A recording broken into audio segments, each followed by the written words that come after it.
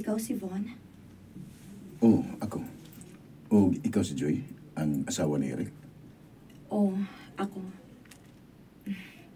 Hi. Dali, lingkod. Salamat. Sorry nga, nadugay ko. Okay lang. Traffic manggod. Kanya nangita pa sa kong kabilan sa akong anak. Nagkasabot ko. Unsa man, may kaon na ka?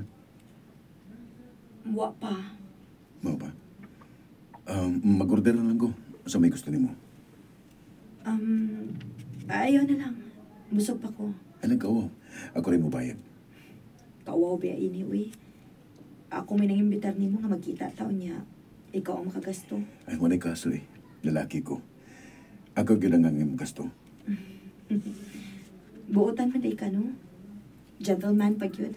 Unsa may gusto nimo kanon? Ayaw na lang, Liki. Sige na, ako na lang mo order para nimo, ha?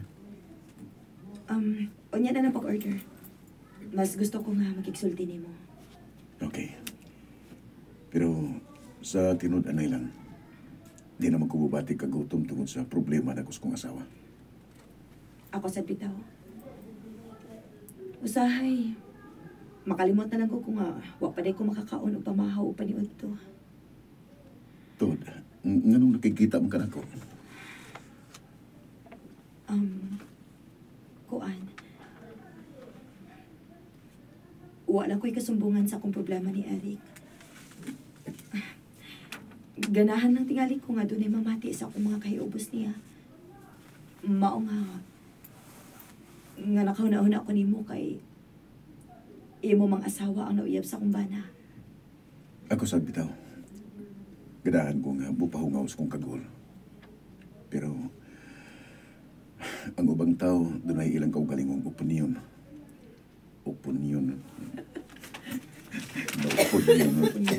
Oh, doon ay ilang kaugalingong opinion. Pero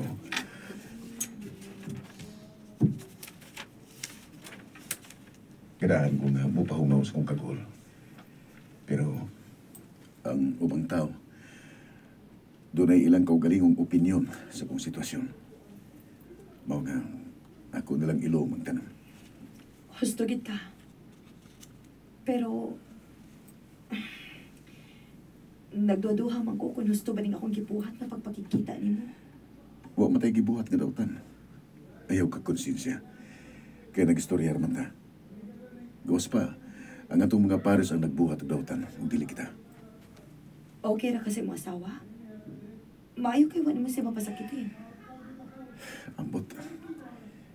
Bisan unsa kadako sa akong asawa.